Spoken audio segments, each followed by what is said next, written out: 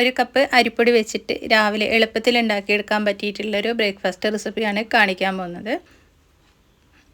അരിപ്പൊടിയും 2 table spoon ചോറും വെച്ചിട്ടാണ് നമ്മൾ ഈ ഒരു റെസിപ്പി ഉണ്ടാക്കിയെടുത്തിട്ടുള്ളത്. കറിയില്ലെങ്കിലും വെറുതെ കഴിക്കാനും നല്ല ടേസ്റ്റാണ്. എങ്ങനെയാണിത് റെഡിയാക്കി എടുക്കാൻ നോക്കാം. ഒരു മിക്സി ജാറിലേക്ക് 1 കപ്പ് വറുത്ത അരിപ്പൊടിയാണ് ഞാൻ ഇട്ട് കൊടുക്കുന്നത്. 2 ടേബിൾ സ്പൂൺ ചോറ് ചേർത്ത് കൊടുക്കുന്നുണ്ട്. ഇനി ഇതിലേക്ക് നമ്മൾ കുറേശ്ശെ വെള്ളം ഒഴിച്ചിട്ട് മാവൊന്ന് ആദ്യം മിക്സ് ചെയ്ത് കൊടുക്കുക. ഇല്ലെങ്കിൽ നമ്മളൊരു പാത്രത്തിലേക്ക് മാവ് മിക്സ് ചെയ്തതിന് ശേഷം മിക്സി ജാറിലേക്ക് ഇട്ട് കൊടുത്താലും മതി. ഞാനിപ്പോൾ മിക്സി ജാറിലേക്ക് ഇട്ട് കൊടുത്തതിന് ശേഷമാണ് കേട്ടോ ഓർക്കുന്നത്, അത് കലക്കിയിട്ട് ഒഴിച്ച് കൊടുത്താൽ മതിയെന്ന്. പിന്നെ എന്തായാലും വേണ്ടിയില്ല, ഞാൻ വെള്ളം കുറേശ്ശെ ഒഴിച്ചിട്ട് ഒന്ന് മിക്സ് ചെയ്ത് കൊടുക്കുന്നുണ്ട്. മൊത്തത്തിൽ ഞാനിപ്പോൾ 2 കപ്പ് വെള്ളം ഈ ഒരു കപ്പിന് എടുത്തിട്ടുണ്ട്. അപ്പോൾ 1 കപ്പ് വറുത്ത അരിപ്പൊടി ആയതുകൊണ്ട് തന്നെ പെട്ടെന്ന് വെള്ളം വലിയുമല്ലോ. അപ്പോൾ എന്തായാലും 2 കപ്പ് വെള്ളം വേണ്ടി വരും.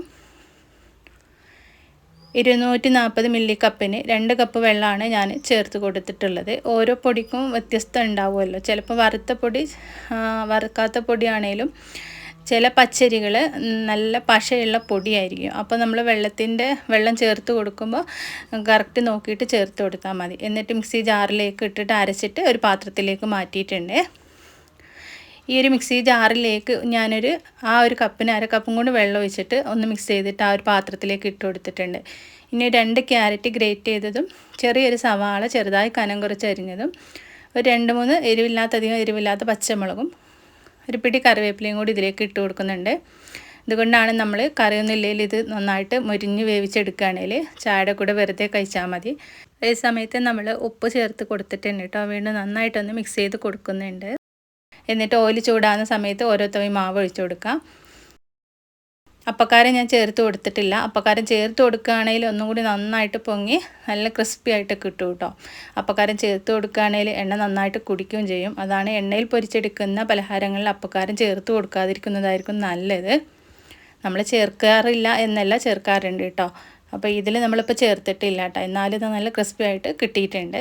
തിരിച്ചു മറിച്ചിട്ട് വേവിച്ചെടുത്തിട്ട് നമുക്ക് എണ്ണയിൽ നിന്ന് കോരി മാറ്റാം. ഈ ഒരു കറിവേപ്പിലയും സവാളയും ക്യാരറ്റൊക്കെ ഒന്ന് മുരിഞ്ഞ് വന്നിട്ടുണ്ടാവും കേട്ടോ ഇതിങ്ങനെ പൊരിച്ചെടുക്കുന്ന സമയത്ത്. അപ്പോൾ കഴിക്കാനും നല്ല രുചിയാണ്. അങ്ങനെ എല്ലാതാ ഞാൻ ചുട്ടെടുത്തിട്ടൊരു പാത്രത്തിലേക്ക് മാറ്റിയിട്ടുണ്ട് കേട്ടോ.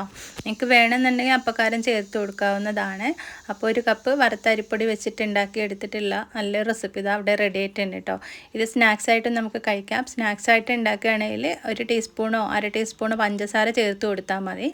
ഉള്ളൊക്കെ നന്നായിട്ട് വെന്ത് നന്നായിട്ട് കിട്ടിയിട്ടുണ്ട് കേട്ടോ. അപ്പോൾ എല്ലാവരും ഇതുപോലെ ഒന്ന് ട്രൈ ചെയ്ത് നോക്കണേ. വീഡിയോ ഇഷ്ടമായി ലൈക്ക് ചെയ്യാനും അഭിപ്രായങ്ങൾ അറിയിക്കാനും മറക്കരുത്. നാളെ നമുക്ക് മറ്റൊരു റെസിപ്പിയുമായിട്ട് വീണ്ടും കാണാം.